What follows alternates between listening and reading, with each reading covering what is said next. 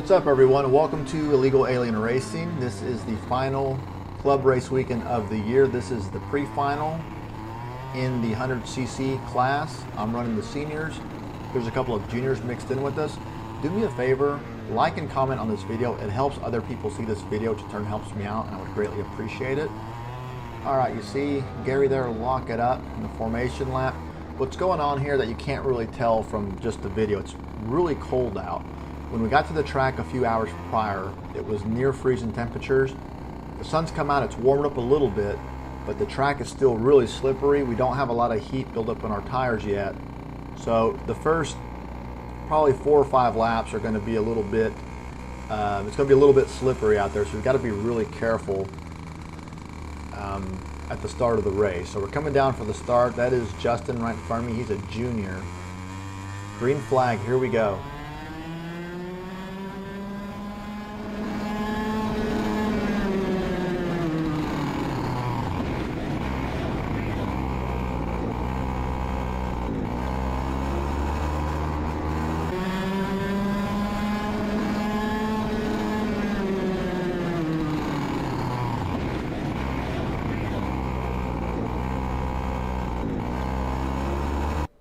Alright, so I'm going to slow it down for you and kind of walk through what happened here. You see Connor on the inside in the red suit. He's going to lock it up going into turn 1 here, which is going to cause a chain reaction. And Justin in front of me is going to lock it up as well. Right there, I've already decided to go outside.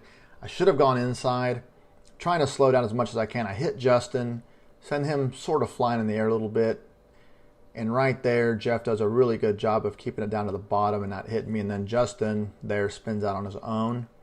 And we're going to look at it from the rear in slow motion. That is Ronnie in the number 4 cart right there. He locks it up, gets on top of Dury. You see Dury's cart kind of getting tore up. All the other carts, a lot of other carts are getting to the barrier there. We got some bonus footage here. This is footage from David and his perspective. Pretty good hit there. We got into Gary at the end there, and Gary's cart was damaged. He couldn't continue. David was able to get out of his cart and get it back on track and continue the race to his credit. He did end up with some pretty sore ribs from what he was telling me. So we'll look at his again in slow motion, and the wreck's already started to happen. He's already committed to the outside. He's in trouble at this point. And then right there, Ronnie getting on top really just closes the deal for him. He locks it up, gets into the barrier, and almost gets on his side on the cart. So coming out of all of that, I am in 4th place in my class, and stick around and watch the rest of the video. There's another incident that happens later on in the race that you're going to want to check out. So going back and reviewing that, I should have gone to the inside. This stuff happens in a fraction of a second in real time, and I just thought going to the outside would probably be at the time probably the best decision, and it was not. Another thing about these carts is that they have rear brakes only.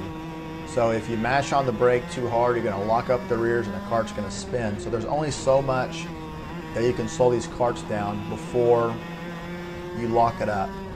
And one thing I've been working on is trying to not, follow my first instinct, which is to mash on the brakes.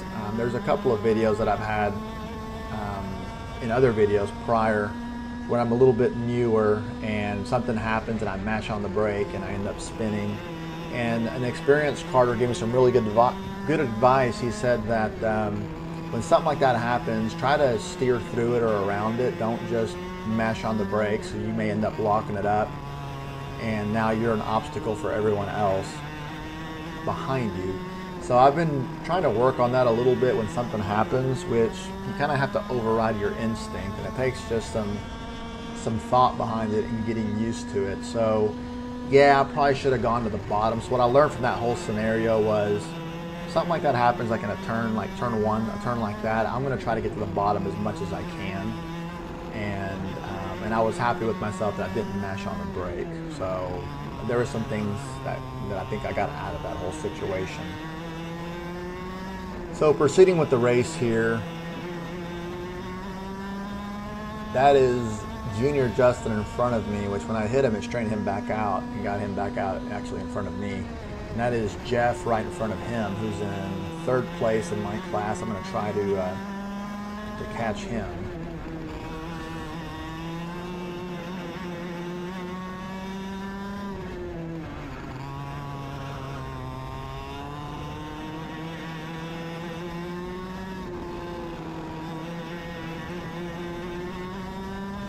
So given that this was a pretty cold race, we had really no idea of what tire pressures to go out with.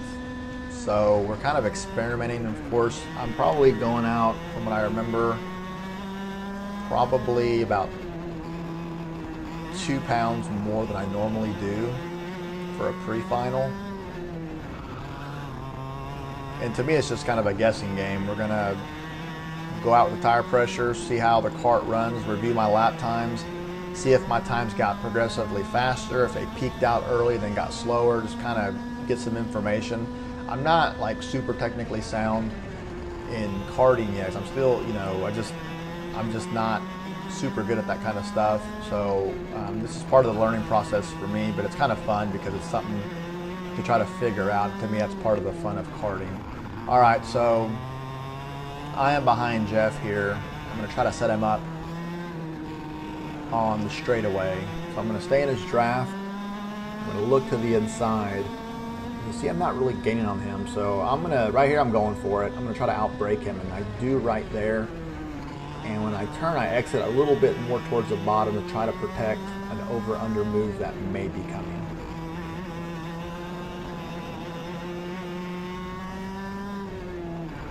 And you see a pack of 3 karts in front of me. 2nd place in my class is the very front kart, and that is Justin behind him. And then in front of me is David, who was in the first turn wreck there. By the way, David, I know he watches these. Thank you for the footage. I appreciate you letting me use it. David is a newer karter. He's been karting for about 6 months. And you see him here kind of struggling with some grip a little bit. And I see this happening, and I'm not going to try to just put my nose in there and make a pass. I just think it's too risky, given the where we're at in the race. I'm just going to wait on the straightaway and try to pass him. And I want you to watch what happens behind me. That is Ronnie in the 4 kart, turns down on Jeff and goes for a ride. So Ronnie is driving a 125cc kart, which are faster on the straightaways than our 100cc karts, so they're able to pass us easily. And it looks like he just, I guess, forgot that Jeff was down there or mistimed it or whatever, and spun himself out. Luckily, you know, he didn't hit anything. It was okay. Don't want to see anyone get hurt. I've explained this in past videos, but for those of you that are new to this channel and are watching this for the first time, you're probably wondering why are there 125cc karts in a 100cc race. The answer is to make the racing day more efficient. There's only 2 of them that were out competing this day, so they're not going to run a whole race just with 2 people. So they'll put them in the race with us, and that's why you kind of see them show up in parts of the race there.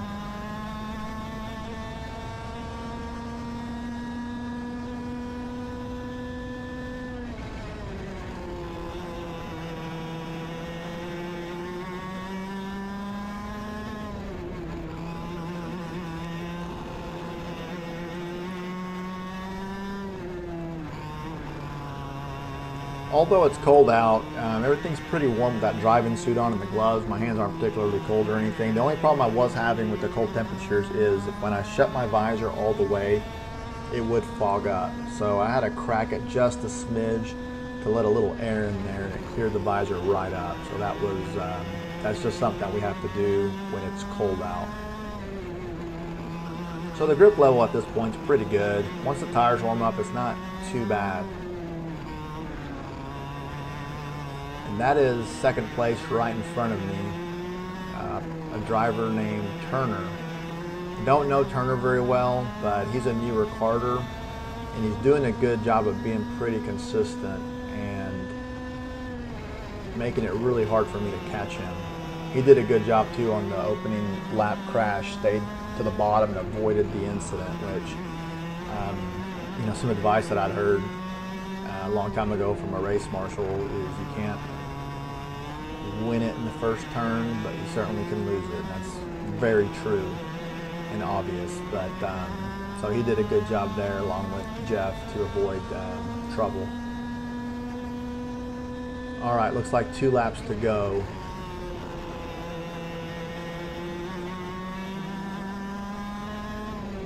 I like this little part of the track here. This is a temporary track. They're building 2 new tracks at this facility, so it's going to be exciting to race those tracks once they get them up and running. Also, too, they can combine them and make one big super track. So I'm looking forward to bringing you some of that footage in the future. All right, last lap. Here we go. I'm going to need a little help here if I'm going to try to catch him.